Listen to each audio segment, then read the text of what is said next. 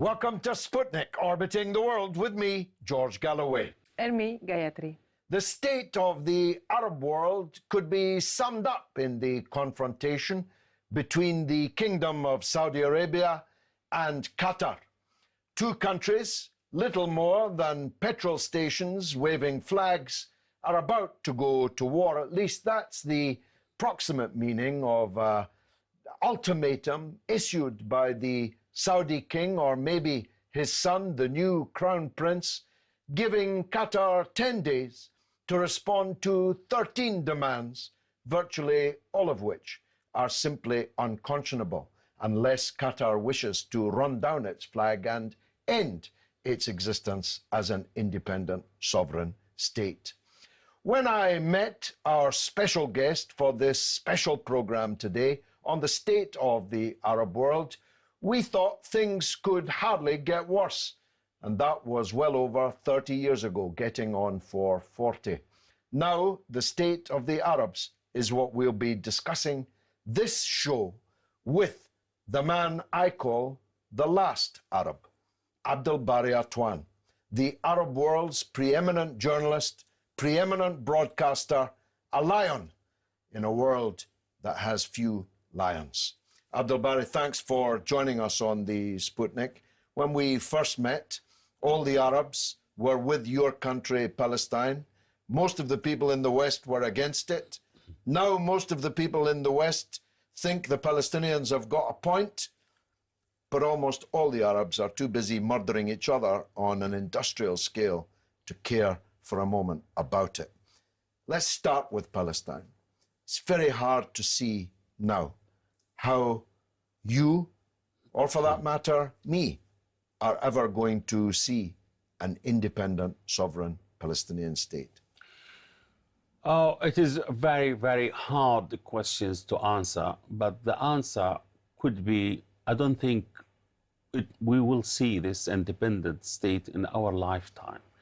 Why? Because most of the Arabs, wealthy Arabs in particular, they consider Israel as a friend, not as an enemy.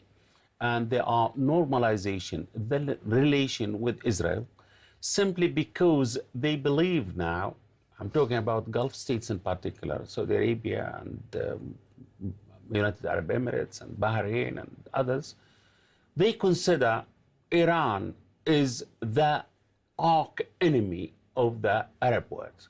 So they believe Israel could be the hand which could help them to conquer Iran or to destroy Iran. That's the irony in our part of the world. How it happens, I believe, simply because when they destroyed Iraq, when they destroyed Syria, when they bankrupt Egypt, so the only countries which, leading the Arab world now is the Gulf states. And with their soft money power, they managed to bribe everybody, United States, Europe, everywhere. And actually, they put the Palestinian cause at the burner. Palestine now is actually completely forgotten. And now we are busy with the situation in Syria, the situation in Iraq and Syria, where Daesh is or Islamic State is. Now the war between the Gulf states, 3 Gulf states against the smaller one, which is Qatar. So it is a tragedy. It is a tragic situation. Tell us what lies behind this, because it's very difficult to see what material difference there is between Saudi Arabia and Qatar. Both are up to their necks in the destruction of Libya, in the destruction of Syria. Both collaborated in the destruction of Iraq. All the things that you said, the only difference between them being Egypt for 1 year under President Morsi. what really lies behind what would appear to be the gates opening to another war, and this time in the Gulf between two Arab countries. Two rich George- Arab countries, yeah. Two rich Arab countries, kingdoms. Yeah, kingdoms. You know, in the beginning of the so-called Arab Spring, the monarchies, the Gulf states, where the money concentrated, they thought they are immune from any trouble. They thought they are superior. They thought they are different from other Arabs. And they thought they are in the driving seats of the Arab world. They have frozen the Syrian membership of the Arab League. They export terrorists to Libya, to Syria, to actually create failed states there, as they did in Afghanistan and other parts of the world, Muslim worlds in particular. So the conflict now is coming to them, okay? Syria managed to steal fast. Libya is, you know, it's in a mess now.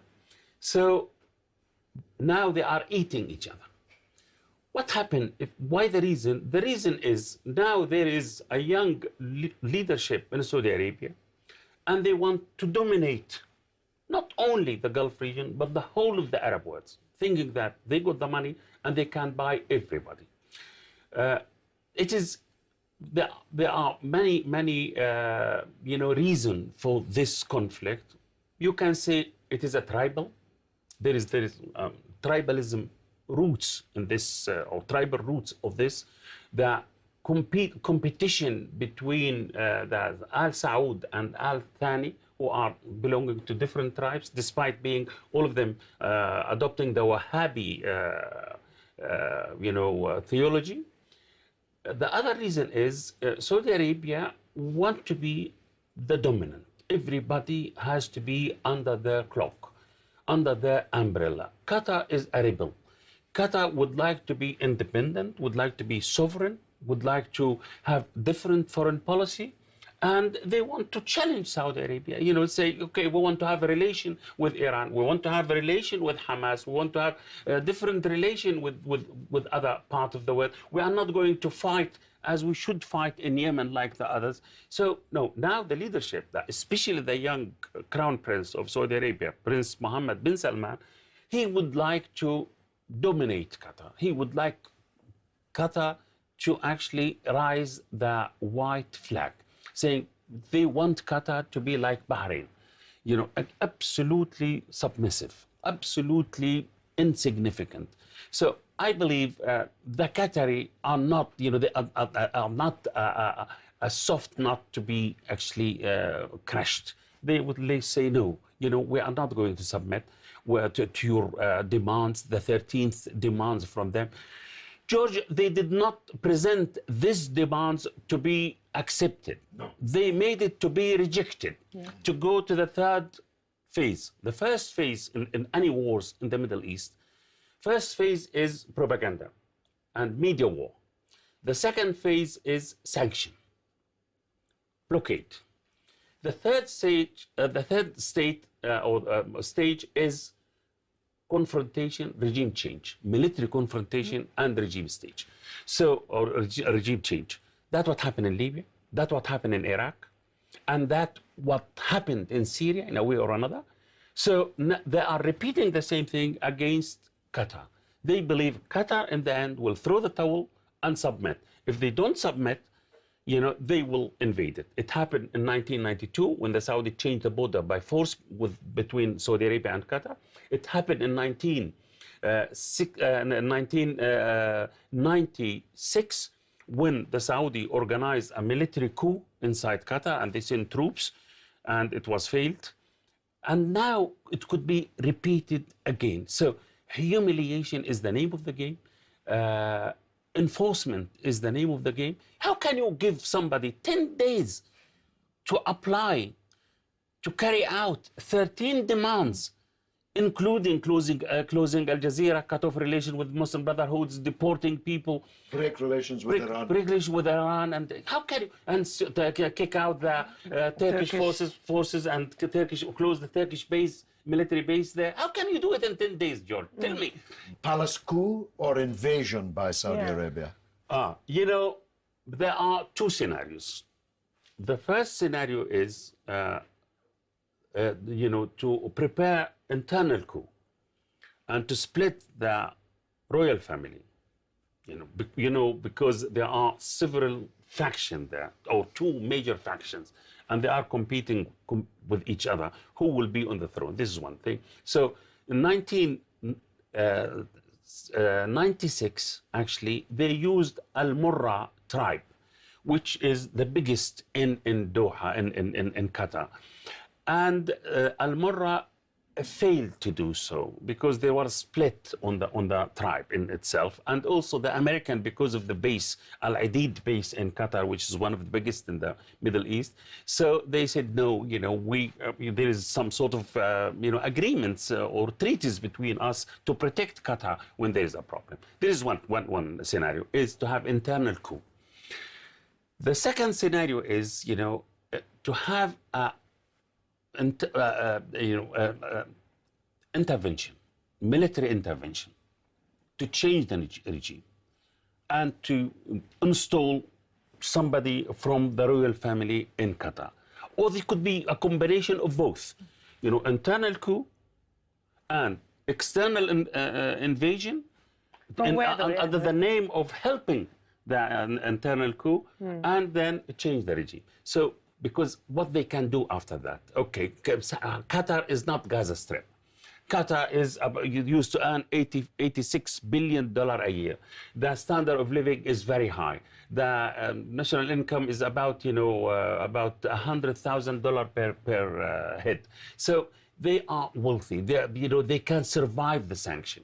So the sanction can be there for years to come, and I don't think they will starve. And because they have the biggest airlines in the Middle East, so they can bring whatever they want, and their population, you know, the Qatari population is 300,000. So this is the problem. So the shooting may be about to start. We'll discuss what the implications of that will be after the break.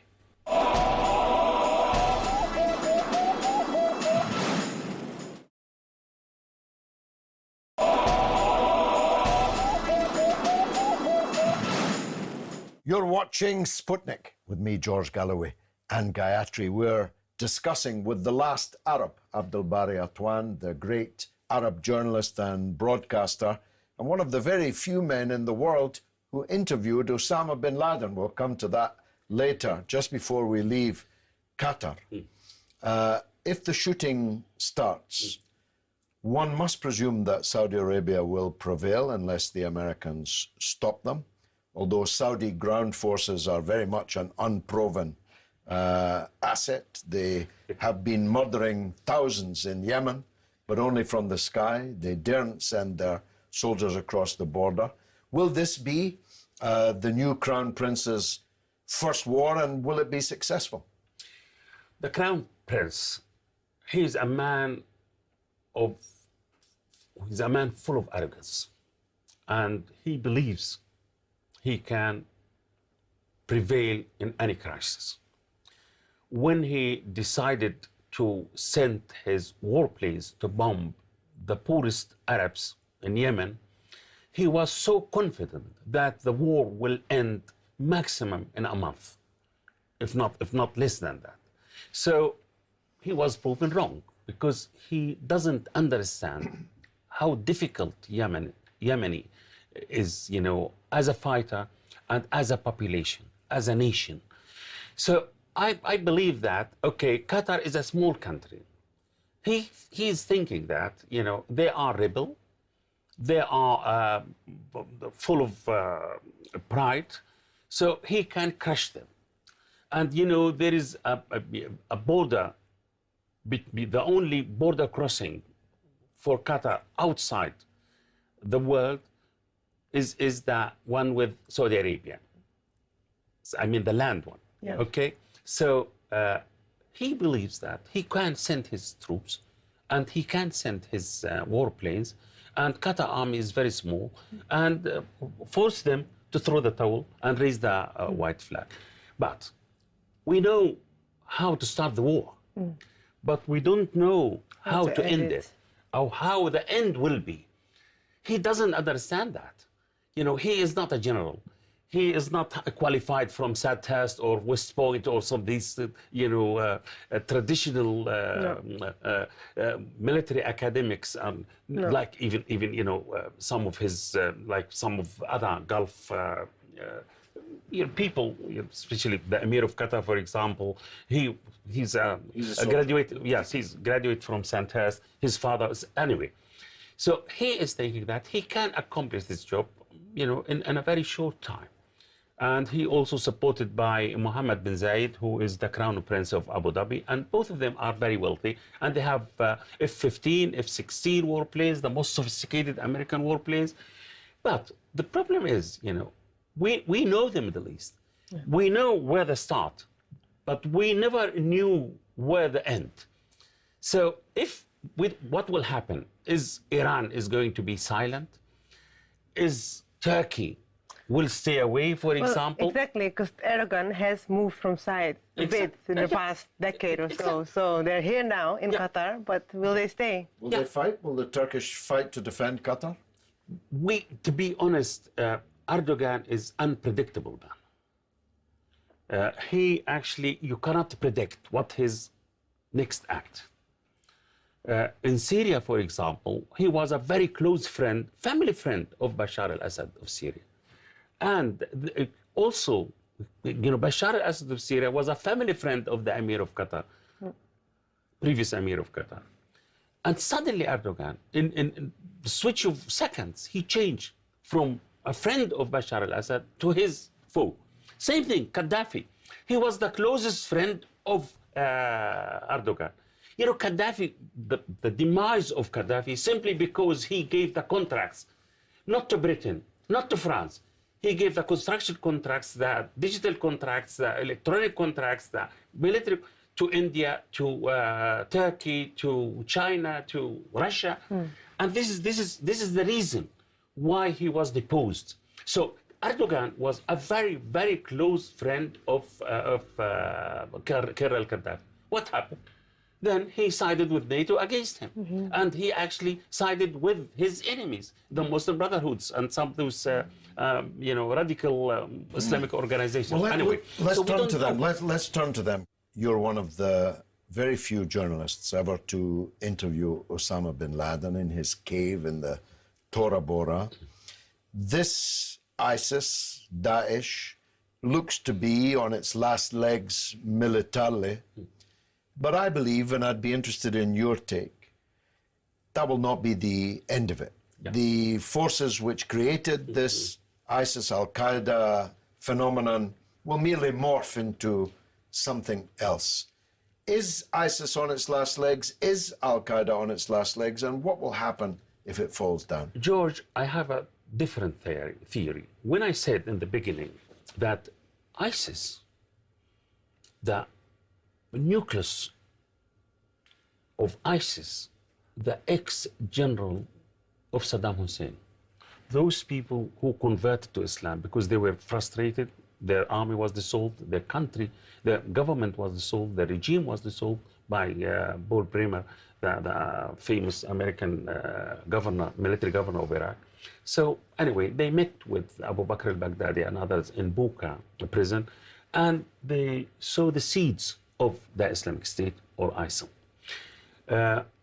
I believe they were used without knowing that, simply because the American would like to put pressure on al-Maliki, Nouri al-Maliki of Iraq, and to remove him. And it seems they managed to capture Mosul, Raqqa, and other parts of Syria and Iraq, Fallujah, and you know the country very well.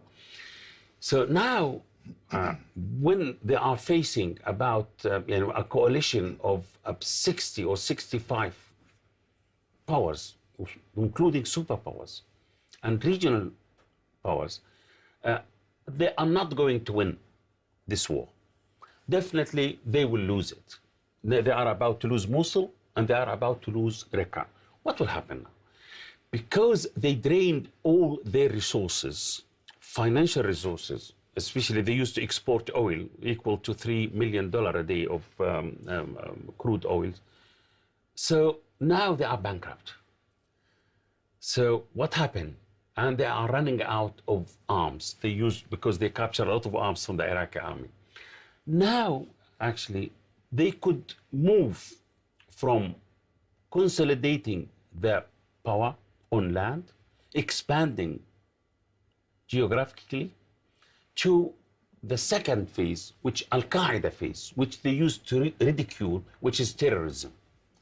So now they have branches in at least 19 countries, in Sinai, in Al-Sahel of Libya, in Libya, and in Africa, and Nigeria, and Afghanistan, in Yemen, in Pakistan. So now they could be more dangerous. They could turn to expanding on terrorism, because they failed. They are shrinking territory-wise and expanding terrorism-wise. So this is the most dangerous thing. Why? They will go underground. Now they will get rid of actually providing services and running big cities or big state, which is the equal or maybe the double size of Britain. Now they will be immune from this, and they will be relieved from these services or running the fair day-to-day life of a country bigger than Britain. So they will go underground. It will be cheaper and less costly and more dangerous. Before, they were engaged with the people, with the governments like Iraqi government, the Syrian government, even with the coalition, American coalition. Now they will be engaged with terrorism only. They will concentrate in terrorizing the whole world, and including in the West. I mean, this terrorism is already here with us. We see people in London, in Manchester, on the mainland of Europe, exploding themselves to kill large numbers of innocent people. So this terrorism is going to get worse, not better.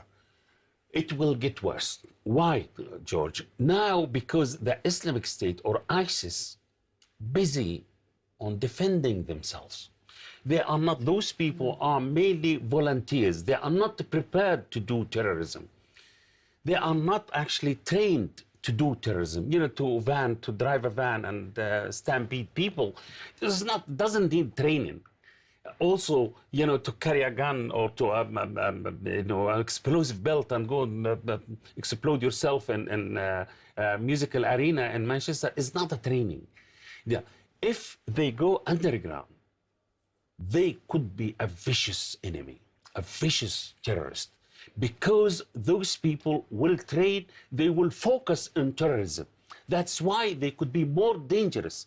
Now, what we are seeing now is amateurish act. It is not actually a proper act.